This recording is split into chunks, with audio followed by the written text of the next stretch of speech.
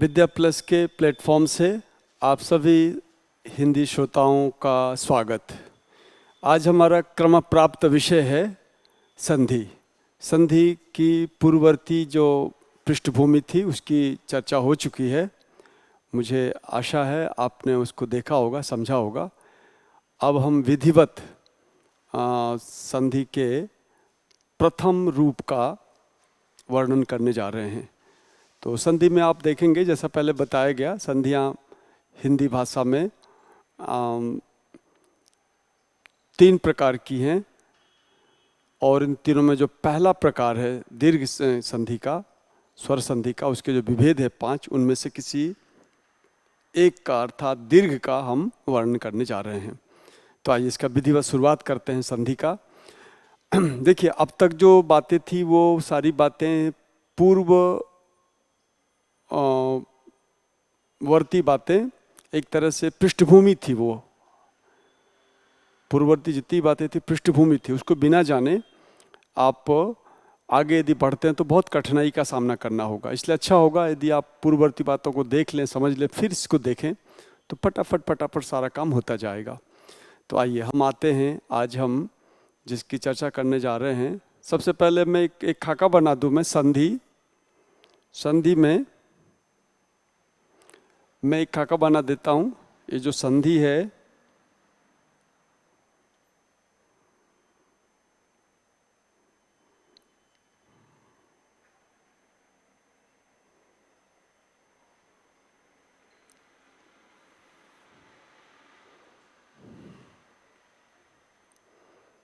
संधि में जो चीजें हैं उसके विषय में परिभाषा आप पूर्ववर्ती में देखें। विभेद हमने ये किया था। पहले तो है स्वर संधि, फिर है व्यंजन संधि, व्यंजन। इसके बाद है विसर्ग संधि, विसर्ग संधि, और एक स्वादि संधि है, स्वादि संधि। तो इस तरह से 1, 2 और ये 3, इन तीनों को वस्तुतः स्वादि संधि जो है उसको विसर्ग संधि में ही गलत ढंग से डाल दिया गया है। हिंदी के विद्वानों ने बहुत भारी भूल की है, वो गलतियां चल रही हैं। तो चूंकि हमें गलत ही पढ़ना है फिलहाल तो, क्योंकि वास्तव में संधि स्वादि अलग है और विसर्ग अलग है। लेकिन फिलहाल सुविधा की दृष्टि से हम स्वादि को विसर्ग में डालेंगे और ये संधि हो जाएगी आपकी 3। जो हम चर्चा करने जा रहे हैं वो संधियां हो जाएंगी 3। तो स्वादि संधि को विसर्ग में डाला गया है, इसको हम समझने का प्रयास करेंगे।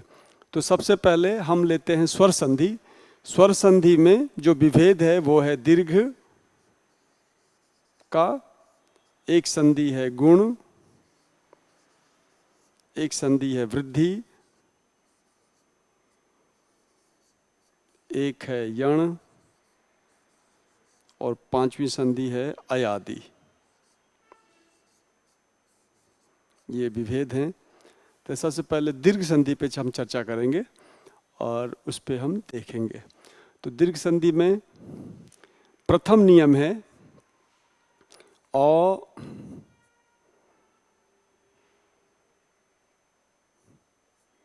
और औ, ये दोनों कभी भी मिलेंगे तो ये आ बनाएंगे। जैसे देखिए हमारे पास शब्द है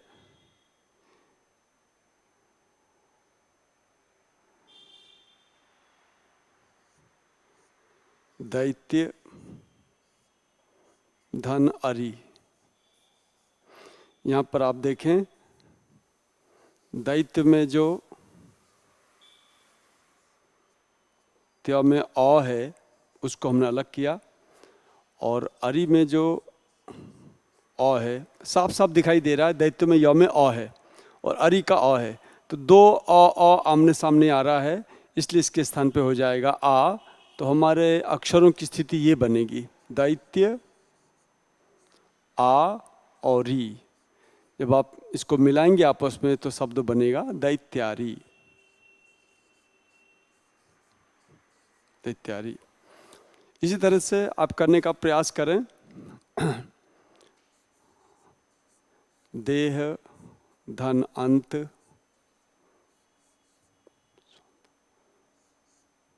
स्व धन अंतः,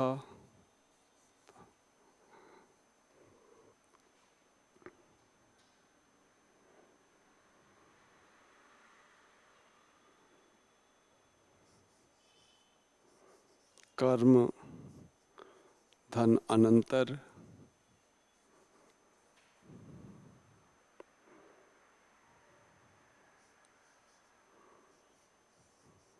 दीन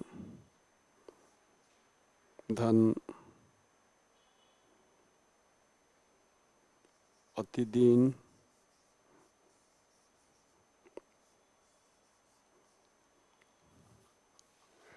इस तरह शब्दों को, इन शब्दों में हम इस संधि के नियम से शब्द बना सकते हैं, प्रयोग बना सकते हैं। दूसरा नियम हमारे पास है अ धन आ की स्थिति यदि बनती है तो ये दोनों मिला के आ बनाते हैं। उदाहरण देखेंगे आप, यात धन आयात। अब आप देखें, यात में जो तौ में अ है और आगे जो आ है, इन दोनों के मिलन से आ का प्रावधान हमारा नियम कर रहा है। तो आ कर देने के बाद हमारे पास वर्ण बचते हैं, ये इन सबको मिलाया जाता है तो शब्द बन जाता है यातायात। इस तरह से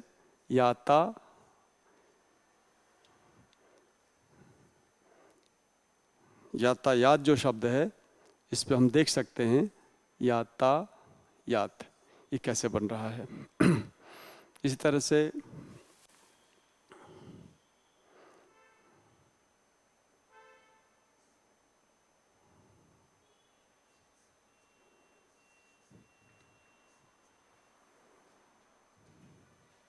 स्व शब्द में अ है और आगे जो है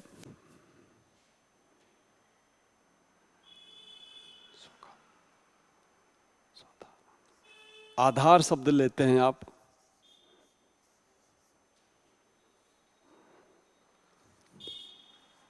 प्रेम शब्द में म में अ है, इधर आस्पद शब्द आप लेते हैं तो ये दोनों जो हैं इस 2 नंबर नियम से बनेंगे, ये 1 नंबर से बनेंगे।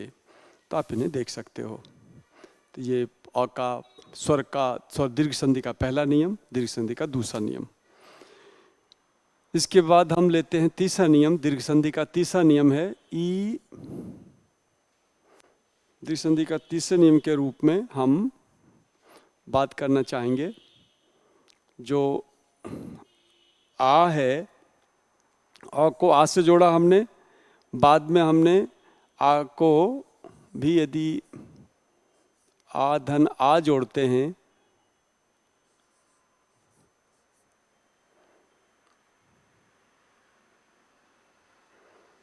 तब भी ये दोनों मिलके क्या बनाते हैं, आ बनाते हैं। तो आपने भी देखा कि कैसे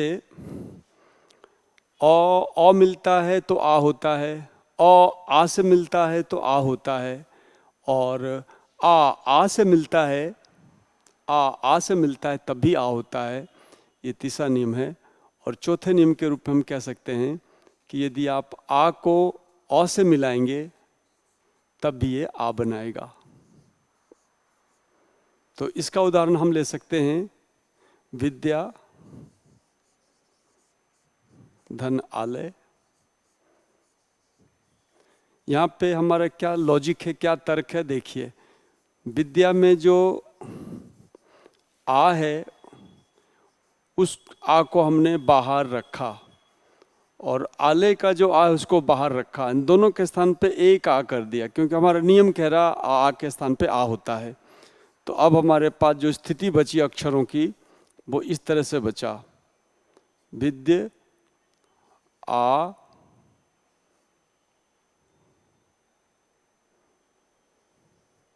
विद्य आ और लय, विद्य आ और लय।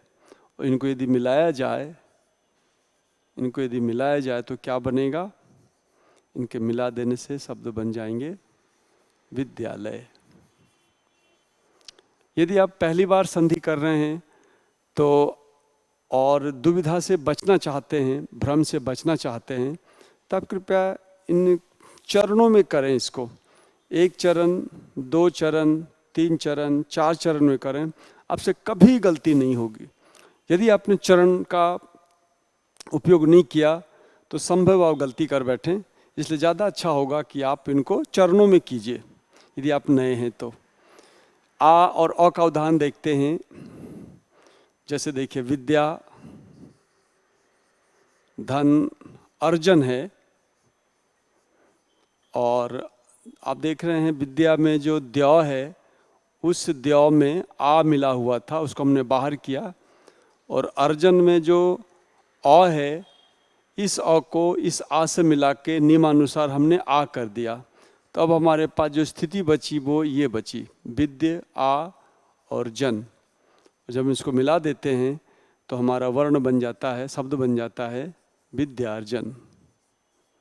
इस तरह से हमारी संधियां काम करती हैं। तो ये चौथा नियम था दीर्घ संधि का। हम कुछ उदाहरण ले सकते हैं यहाँ पे।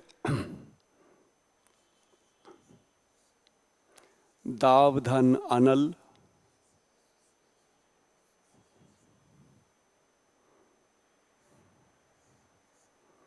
गंगा, धन, अवतरण। अब मैं सबको मिश्रित उदाहरण ले रहा हूँ। गंगा, धन, अवतरण,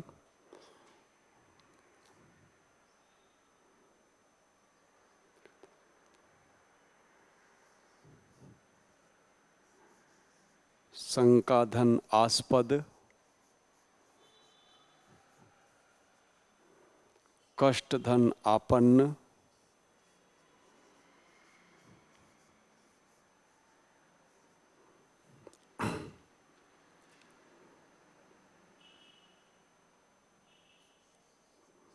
क्रिया, धन, आत्मक,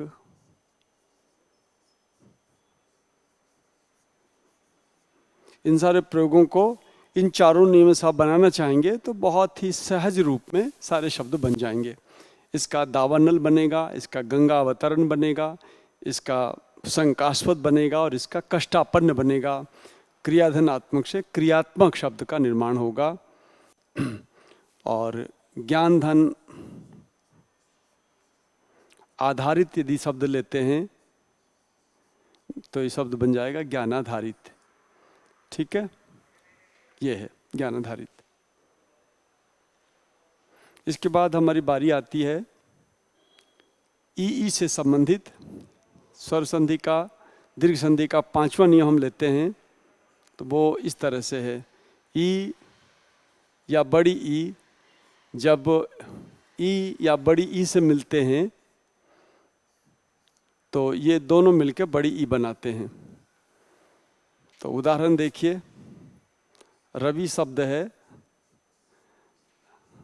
और इंद्र शब्द से हम इसको जोड़ते हैं तो हमारे पास जो रवि में जो व में ई है उसको और इंद्र के ई को, दोनों को हमने आमने सामने पाके इस नियम से ई के स्थान पे हमने कर दिया ई। तो हमारा शब्द क्या बना? हमारा शब्द बन गया रव।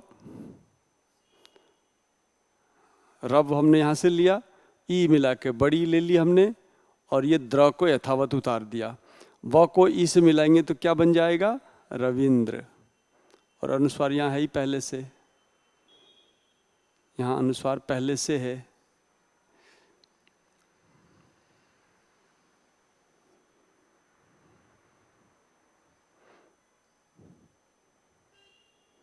ये हमने बड़ी ई कर दी।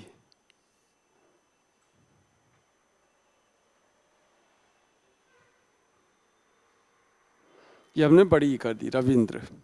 और उनको सबको मिलाया आपने तो ये शब्द बन गया रविंद्र। ठीक है, इस नियम को आधार बना के आप बहुत सारे शब्दों को बना सकते हैं। जैसे देखिए, अधि, धन ईक्षक, प्रति धन ईक्षा,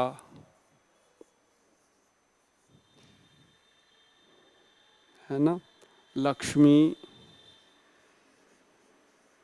धन ईश, मही यानी धरती, ईश। अभी नाम का एक उपसर्ग है, उसके साथ हम यदि इष्ट शब्द को जोड़ते हैं तो दोनों मिलते हैं। इसी तरह से अभी शब्द से हम एक ईप्सित शब्द को जोड़ेंगे। ईप्सित का अर्थ होता है चाहा हुआ। तो इन सब के जोड़ने से आप यदि पहली बार संधि पढ़ रहे हैं तो आप इस तरह से 1 2 3 4 स्टेप में इनको सबको करें। जो उत्तर आएगा उस उत्तर से मिलान करें तो आप पाएंगे कि संधि बहुत ही रोचक है, इसमें कोई भी समस्या वाली बात नहीं है। तो यहाँ पे आप जो चारों चरण करेंगे तो आपका जो शब्द बन के तैयार होगा वो होगा अधीक्षक। इससे बनने वाला शब्द है प्रतीक्षा, और इससे जो शब्द बनेगा वो है लक्ष्मीस।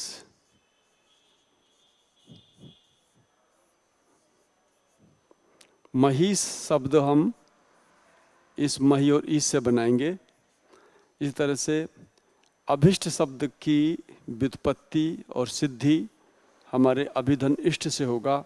इन दोनों को मिलाते हैं तो ये शब्द बन के तैयार होता है अभिप्सित। अभिप्सित। आप इसे रोक के समझ के ज़्यादा अच्छा होगा आप सबका चरणबद्ध ढंग से करें, जिसे अंग्रेजी में कहते हैं स्टेप वाइज करना। स्टेप वाइज कीजिए बहुत ही प्रामाणिकता के साथ, अब सारे शब्दों को शुद्ध शुद्ध बना पाएंगे। यदि स्टेप नहीं किया तो गलती की संभावना रहती है। अभी तो देखिए शुरुआत है ये, इसमें कोई समस्या नहीं आएगी, लेकिन आने वाली संधियों में यदि आप बिगिनर्स हैं, यदि आप आरंभिक रूप से अध्ययन कर रहे हैं, पहली बार कर रहे हैं, तो ज़्यादा अच्छा होगा पहले धीरे चलें, ताकि आप ज़्यादा आत्मबल के से संबलित होकर आगे के प्रयोगों कर सकें। मैं दीर्घ संधि का छठे नियम को ले रहा हूँ। छठा नियम है ऊ और ऊ को ऊ और ऊ से जब मिलाते हैं तो ये दोनों मिलके बड़ा ऊ बनाते हैं। ये सामान्य नियम है हिंदी भाषा का, हिंदी व्याकरण का, संधि का। तो अब देखिए हमारे पास शब्द है शंभु धन उत्सव, भगवान शंकर का उत्सव है ना, शंभु उत्सव। तो अब यहाँ देखिए हमारा 4 जो चरण है वो इस तरह से है। शंभ, छोटा ऊ को हमने बाहर किया और उत्सव के ऊ को यहाँ रखा, और हम नियमानुसार ऊ को, चूंकि दोनों ऊ मिलके बड़ा ऊ हो जाते हैं आमने सामने जब भी होते हैं, इसलिए हमने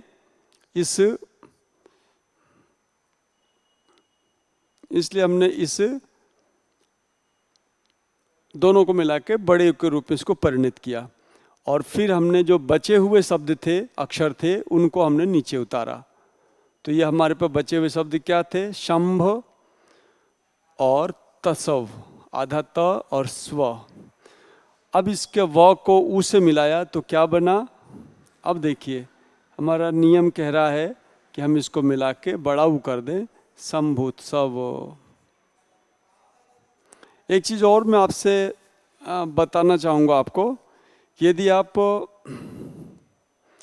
आरंभ वाले व्यंजन और स्वर के मिलान की पद्धति को यदि नहीं सीख लेते हैं तो उसकी वजह से भी आप जगह जगह संधि पर अटकने वाले हैं। यानी वर्णच्छेद, वर्णच्छेद की बात है। देखिए वर्णच्छेद जो होता है वो अक्षरों को अलग अलग करने की विधि है। इसका नियम मैं लिख ही देता हूँ। देखिए क और अ मिलके, जब क को अ से मिलाते हैं तो क और अ मिलके जो वर्ण बनता है उस वर्ण का नाम है क। क के साथ यदि आप आ मिलाते हैं तो इनके मिलन से जो वर्ण बन रहा वो है का। और क और लघु ई के साथ जो वर्ण बनेगा वो हो जाएगा की, और क के साथ यदि बड़ी ई को मिलाते हैं तो ये बन जाता है की, और क के साथ यदि आप छोटा ऊ को मिलाते हैं तो ये बन जाता है कू, और यदि क के साथ आप बड़ा ऊ को मिलाते हैं तो ये बन जाता है कू। इस तरह से दीर्घ संधि में काम आने वाले जितने भी अक्षर हैं उन सब में अ जोड़ने से पूरा होगा, आ जोड़ने से आ आएगा, ई जोड़ने से छोटी ई आएगी। किसी भी वर्ण के साथ हम इस नियम को लगा सकते हैं। तो जैसे हमने शंभु में लिया, शंभु में हमारे पास शंभु शब्द था, हमें साफ दिखाई दे रहा है शंभु में ऊ वर्ण है। ऊ जैसे क में ऊ है ऐसे शंभु में ऊ है, इसलिए हमने ऊ को बाहर रखा और ये उत्सव के ऊ से मिलाया, बड़ा ऊ किया इस नियमानुसार, तो हमारा शब्द शंभुत्सव बन के तैयार हो गया। तो इसका आपको ध्यान रखना है और इसे बनाना है। अब मैं ऊ से बनने वाले कुछ और शब्दों को लेता हूं। जैसे देखिए हमारे पास शब्द है गुरु उत्सव, हमारे पास शब्द है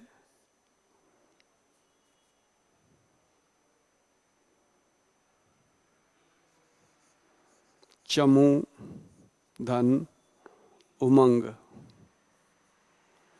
हमारे पास शब्द है सरयू धन ऊर्मी, ऊर्मी कहते हैं तरंग को, ऊर्मी।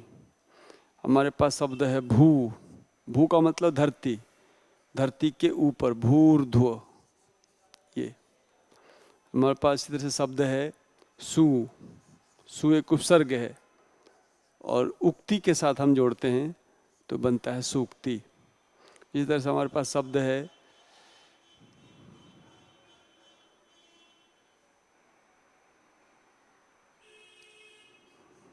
लघु,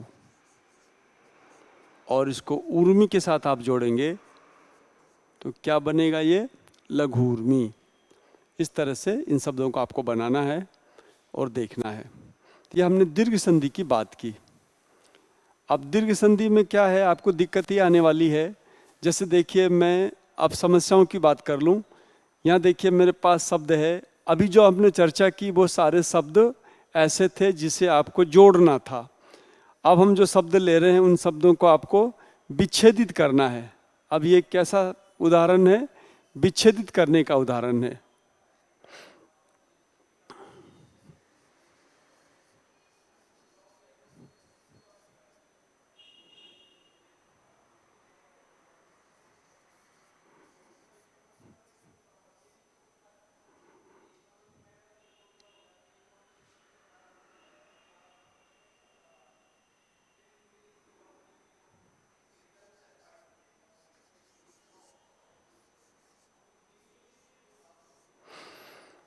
वहाँ पे अभिष्ट में हम विच्छेद करेंगे तो विच्छेद के रूप में हमारे पास 4 विकल्प हैं। अभि, धन, इष्ट, फिर हम दूसरा ले रहे हैं अभि, धन, इष्ट, तीसरा लेंगे हम अभि, धन, इष्ट, और चौथा भी ले सकते हैं हम अभि, धन, इष्ट। ठीक है, ये परीक्षक 4 विकल्प आपको देगा, आपसे पूछेगा इसे सही रूप क्या है। थोड़ी देर पहले आपने देखा था कि हमने जो अभि शब्द का जो विच्छेद किया था अभिष्ट का, तो वो जो था वो कैसा था,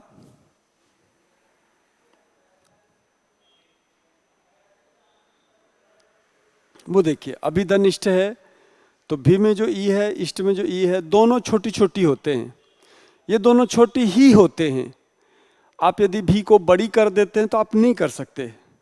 इस तरह से इष्ट को आप बड़ी नहीं कर सकते, क्योंकि संपूर्ण शब्दकोश में जो इष्ट शब्द है वो छोटी ई के रूप में ही है, क्योंकि शब्द ही इष्ट होता है, बड़ी ई नहीं होती इसमें। अभि शब्द ऐसा ही होता है, छोटी ई ही होती है, अभी को हम बड़ी रूप में नहीं लिखते हैं। आप कहेंगे कि साहब हमने तो अभी बड़ी देखी है, तो आपने जो बड़ी ई देखी है उसमें जो जो आपने बड़ी देखी है अभी ऐसा वाला, तो ये जो अभी है ना, ये अभी ये तद्भव का शब्द है, ये तद्भव शब्द है।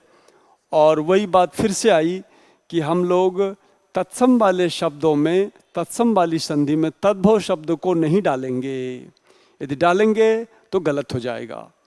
तो अभी जो शब्द है, एक कारण तो यह है कि ये तद्भव है, और दूसरा कारण ये है अभी को इसमें नहीं डालने का कि इसका कोई अर्थ, ये अनर्थक है। यहाँ पर यदि हम अभी के साथ इष्ट बनाते हैं तो अभी माने अब, इष्ट माने वांछित, चाहा हुआ, तो अभी चाहा हुआ अभिष्ट का अर्थ नहीं है। तो अर्थ सही ना बैठने के कारण एक गलती, अर्थ सही नहीं बैठने के कारण हम उसे नहीं लेंगे, अभी को नहीं लेंगे। और दूसरा, अभी जो बड़ी ई है वो तद्भव है, इसलिए हम उसे इस संधि में शामिल नहीं करेंगे। आचार्य निर्दिष्ट, देखिए निर्दिष्ट आचार्यों का जो निर्देश है उसके अनुसार अभी शब्द तत्सम भी है। अभी शब्द कैसा है, ये तत्सम भी है, और ई जो है वो छोटी ई है, इसलिए हमारा उत्तर बनेगा कौन सा, अभिष्ट, ये वाला उत्तर सही बनेगा। बाकी दोनों उत्तर, तीनों उत्तर गलत हैं।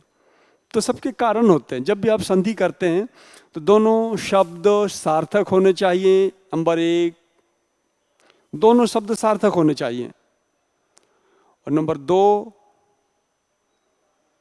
कि वे शब्द मूलतः अपने आप में स्वतंत्र शब्द होने चाहिए, तत्सम होने चाहिए।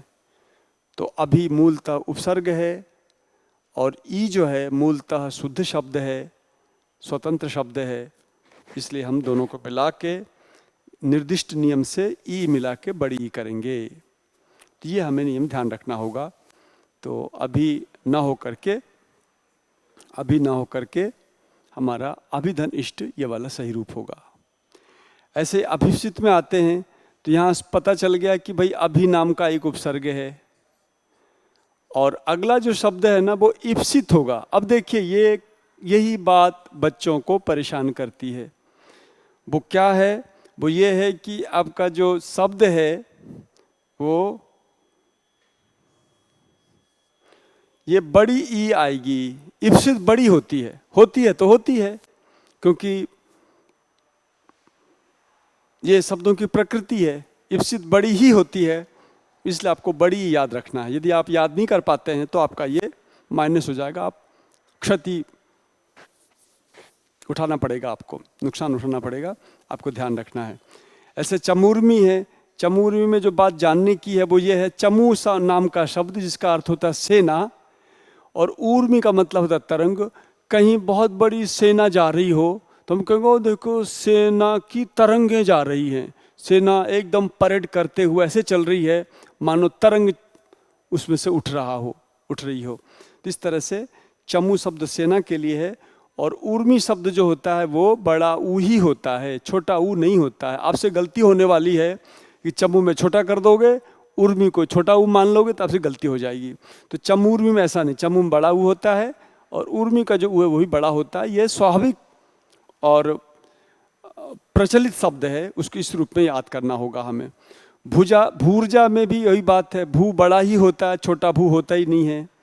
ऊर्जा जो है वो बड़ा होता है, छोटा वो होता ही नहीं, इसलिए भूर्जा का जो विच्छेद होगा वो इस तरह से होगा। लघु तक शब्द आप देखेंगे, लघु जो है बड़ा नहीं होता, और जो ऊतक शब्द है वो बड़ा होता है। यदि आपने ऊतक बड़ा नहीं किया, लघु भी छोटा किया, ऊतक भी छोटा कर दिया तो आप गलत हो जाएंगे। तो यहाँ जो दीर्घ संधि की सबसे बड़ी समस्या है वो ये है कि हम टूटे हुए को जोड़ तो सकते हैं, लेकिन जुड़े हुए को, संधि युक्त को विच्छेदित करने में हमें समस्या आएगी। और वो समस्या केवल इतनी सी है कि कौन सा ई छोटी है, कौन सा ई बड़ी है, इस पर आपको लगातार निगाह रखनी है। हमने अब तक जिन शब्दों की चर्चा की है उसमें जो छोटे हैं वो छोटे हैं, जो बड़े हैं वो बड़े हैं, उनको याद कर लीजिए। कुछ शब्द और समय अनुसार हम अभ्यास आदि के द्वारा और जो अध्ययन सामग्री है उनके माध्यम से आपको हम उपलब्ध कराएंगे, तो ये समस्या भी जाती रहेगी, कोई समस्या नहीं है इसमें, इसको सबको आप कर सकेंगे। तो हम एक बार ये स्पष्ट कह सकते हैं कि सारी जो संधियां हैं ना, स्वर संधि, उसको हम संक्षेप में यहाँ लेते हैं। देखिए, अ, आ, धन औ, आ बराबर क्या होता है? आ होता है। पहला नियम मान लो इसे। इसके बाद इसके हमने 4 भागों में बांटा था। इसके बाद ई, बड़ी ई,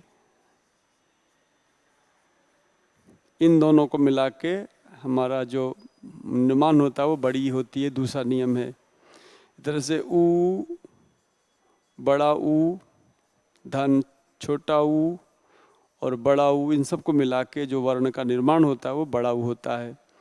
इस तरह से 3 नियम हम इसको कह सकते हो संक्षेप में। हमने इसकी संख्या ज़्यादा बताई थी, तो इनको यदि संक्षेप में बात करना चाहें तो इन्हीं 3 नियमों के आधार पर सारा दीर्घ संधि का निर्माण होता है। इसमें एक समस्या ये आएगी कि छोटा कौन सा है, बड़ा कौन सा है, उसको जाने बिना आप दीर्घ संधि को नहीं कर सकते। ऐसे बहुत सारे शब्द हैं जो छोटी ई वाले हैं, बड़ा ऊ वाले हैं, उन पर ध्यान तो देना पड़ेगा, इसके बाद ही ये काम हो पाएगा। फिर भी मैं एक सूचीबद्ध कर देता हूँ कुछ शब्दों का। देखिए, इति शब्द छोटी ई है,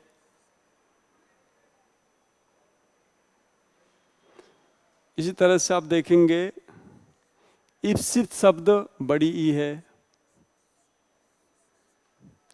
इष्ट शब्द छोटा ई है,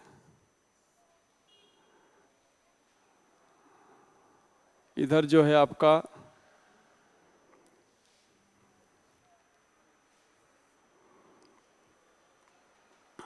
ईश्वर शब्द जो है वो बड़ा ऊ है। तो ऐसे आप छोटी बड़ी की सूची बना लीजिए, इन सूची को भर लीजिए, जितने शब्द आए हुए हैं उन सब की सूची बनाइए, आपको पता चल जाएगा कि ये ऐसे ही ऊ का ले लीजिए आप। ऊ का देखिए, उमंग, उत्सव, उद्यान, उदय आदि शब्द ऐसे हैं जो छोटा ऊ हैं। और यहाँ पे बड़ा ऊ वाले शब्द कौन कौन से हैं? ऊर्मी, ऊर्ध्व,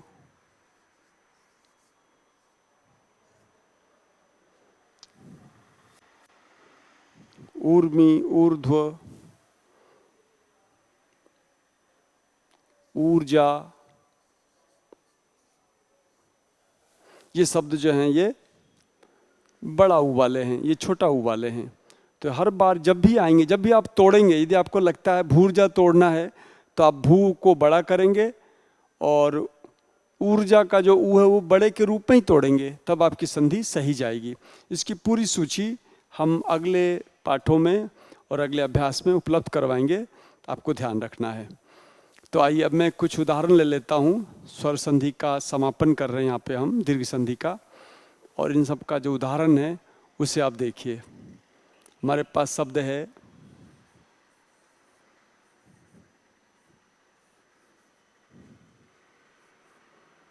विवादास्पद,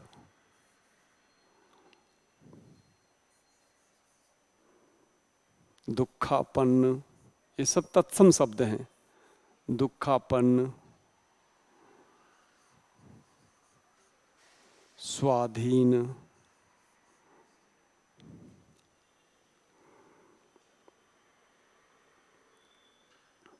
वर्णनातीत, वर्णनातीत, वीक्षक,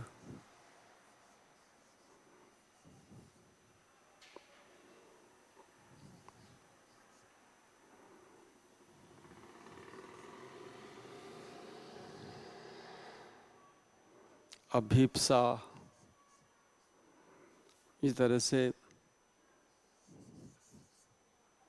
भूर्जा। अब देखेंगे इसमें सारे शब्द आए हुए हैं, छोटा ऊ बड़ा ऊ सब आए हुए हैं। इसे देखिए कैसे बनेगा ये। तो इसका तो हो जाएगा, विवाद नाम का एक शब्द है और आस्पद नाम का एक शब्द है, इसलिए विवादास्पद होगा। दुख नाम का एक शब्द है और आपन्न नाम का एक शब्द है, इससे दुःखापन्न शब्द निर्मित होगा। स्वाधीन में स्व है और अधीन है, स्वाधीन बनेगा। वर्णनातीत में वर्णन है और अतीत है, तो वर्णनातीत आप देख सकते हैं उन्हीं नियमों से इनका निर्माण होगा। वीक्षक में बी नाम का एक उपसर्ग है और इक्षक नाम का एक शब्द है, इन दोनों के मिलन से दीर्घ होकर वीक्षक बनता है। अभिप्सा अभी आपने देखा था, अभी तो छोटी ही होती है, और इप्सा नाम का जो शब्द है वो बड़ा होता है, इप्सा। भूर्जा में भू हमें पता है बड़ा ऊ होता है, और ऊर्जा का जो ऊ है वो बड़ा होता है, ये थोड़ी देर पहले हमने देखा था। तो आप उसे हटा के इसको सिद्ध करने की कोशिश कीजिए और इसे हटा के इसको जोड़ने की कोशिश कीजिए। तो ये तो है आपका संधि करनी है, ये संधि के उदाहरण हो गए। ये सारे किसके उदाहरण हैं? संधि के उदाहरण हैं। और ये जो हैं सारे के सारे ये विच्छेद के उदाहरण हैं, विच्छेद करना है। तो आपके एग्जाम में संधि और विच्छेद दीर्घ संधि के पूछे जाते हैं। हो सकता है इसमें से कोई शब्द आ जाए, लेकिन हमारा मूल नियम जो है ना, अ के आपस में मिलने से आ बनना, ई के आपस में मिलने से बड़ी बनना, ऊ के आपस में मिलने से बड़ा ऊ बनना, यही मूल नियम है। 4 नियम, 3 नियम। इन 3 नियमों को सीख लेने के बाद दीर्घ संधि का कोई प्रयोग आपके दिक्कत पेश नहीं करेगी। लेकिन काम ही समाप्त नहीं होता है। दीर्घ संधि के बहुत सारे अपवाद हैं। यदि अपवाद से प्रश्न आ गया तो वहाँ पे कोई भी नियम लागू नहीं होते, वहाँ पे अपने मन से एक आपको प्रयोग करना पड़ेगा, विवेक से आपको यूज करना होगा उस चीज़ को। तो आइए मैं अपवादों की चर्चा कर लेता हूँ। दीर्घ संधि के अपवाद, इसे कहते हैं दीर्घापवाद। दीर्घापवाद, ये अपवाद जो हैं ये 2 प्रकार के हैं। मैं सबसे पहले शब्दों को लेता हूँ। देखिए यहाँ पे शब्द हमारे पास अपवादों का, दीनानाथ, विश्वामित्र,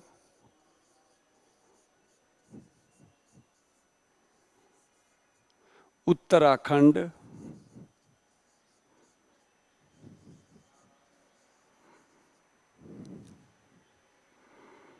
शकंधु, करकंधु,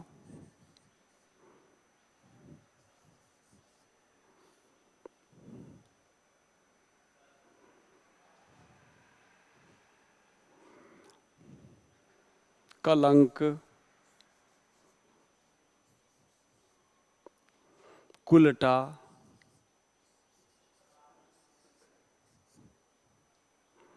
मारतंड। इन अपवादों की चर्चा मैं यहाँ पे करता हूँ। देखिए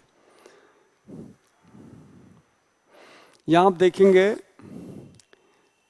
इनमें किसी में भी, इनमें 2 बात। अपवाद का मतलब होता है, अपवाद का मतलब होता है दीर्घ के नियम जहाँ लगने चाहिए वहाँ पे दीर्घ के नियम ना लगते हों तो अपवाद होता है, या फिर जहाँ दीर्घ के नियम नहीं लगने चाहिए फिर भी लग जाए उसे पे अपवाद कहते हैं। यानी नियमानुसार ना होके नियम विरुद्ध काम होने का अपवाद कहते हैं। तो यहाँ देखिए दीननाथ का विग्रह हमारे विच्छेद हमारे पास है, दीन धन नाथ। हमारा नियम क्या कहता है? अ मिलके आ मिलके ही दीर्घ होते हैं। तो यहाँ दीन में अ तो है लेकिन आगे अ नहीं है, फिर भी दोनों मिलके ना जो है दीर्घ बना रहे हैं। तो ये ऐसा है, संधि होनी नहीं चाहिए थी फिर भी संधि हो रही है, फिर भी दीर्घ हो रहा है, इसलिए हम इसे कहेंगे एक खास प्रकार का अपवाद। तो दीनानाथ को हम कहेंगे ऐसा अपवाद जिसमें संधि होनी नहीं चाहिए थी फिर भी हो रही है। होनी नहीं थी, हम इसको एक भेद करेंगे, होनी नहीं चाहिए, होनी नहीं चाहिए पर हो, ऐसा कौन सा आ गया? ये हो गया आपका दीनानाथ। इसमें संधि का कोई मतलब नहीं है, फिर भी ये संधि हो रही है, इसलिए हम इसे कहेंगे एक प्रकार का, इसे हम कहेंगे एक प्रकार का अपवाद। दूसरा देखिए, शक धन अंधु है, इसका विच्छेद है शक धन अंधु। यहां देखा जाए तो क में अ विद्यमान है और अंधु में भी अ विद्यमान है। इन दोनों को मिला के हमें बनाना चाहिए था शकांधु, शकांधु बनना चाहिए था, पर यह शकांधु नहीं बन रहा है। देखा, अब ये संधि नहीं हो रही है, संधि होनी चाहिए थी, संधि हो नहीं रही है, तो इसको कहेंगे होनी नहीं चाहिए पर हो, होनी चाहिए पर न हो, होनी चाहिए पर न हो। इस तरह से दो अपवाद आपके सामने है। तो यहां कौन सा शब्द आएगा? यहां पर आ जाएगा शकंधु। शकंधु में ये बात है कि होनी चाहिए थी, नहीं हो रही है, यहाँ पे होनी नहीं चाहिए थी, फिर भी हो रही है। इसी तरह से कल धन अंक, ऐसा बनेगा नहीं, है ना, कल धन अंक, कल धन अंक। यहाँ आप देख सकते हो कुल धन अटा, कुल धन अटा, कुलाटा बनना था। मार्तंड, मार्त धन अंड, है ना। करकंधु, कर्क धन अंधु। उत्तराखंड, उत्तर धन खंड। इस तरह से आप पाएंगे ये जो अपवाद हैं, तो शकंधु को, करकंधु को आप यहाँ डाल सकते हैं, है ना। और दीनानाथ को उत्तर धन खंड, उत्तराखंड, उत्तराखंड, इनको आप डाल सकते हो। कहाँ पे? इसे डाल सकते हो आप, होनी नहीं चाहिए पर हो जाए, उत्तराखंड, उत्तराखंड। तो इस तरह से आप इनका विभेदन कर सकते हो। ये यदि आ गया एग्जाम में तो बच्चे यहाँ भ्रांत हो जाते हैं, क्योंकि इसमें कोई नियम लग ही नहीं रहा है, दीर्घापवाद है ये। इस प्रकार मैंने आज जो है मैंने कोशिश की है।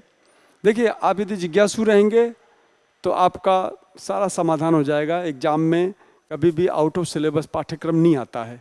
तो ये चीज़ें दुनिया जानती है, हिमालय देवालय, लेकिन ये शायद ही किसी को पता होगा कि ये ऐसा क्यों हो रहा है। आप अपवाद आपने बहुत सुने होंगे, हमने दो अपवादों में इसको विभाजित किया है। ये सारे शब्दों के, ये भी और भी हैं, ये हमने इनको दो भागों में बांट के इसको लिया है। यदि आप इसको बैठ के समझ लें, इससे बाहर एक भी प्रश्न नहीं जाएगा। निश्चिंत और निर्भ्रांत होकर आप तैयारी कर सकते हैं। तो आज के सेशन का समापन मैं यहाँ करता हूँ, स्वयं को विरमित करता हूँ। आपको बहुत बहुत धन्यवाद। अगले सत्र में एक बार पुनः हम मिलेंगे, तब तक के लिए नमस्कार।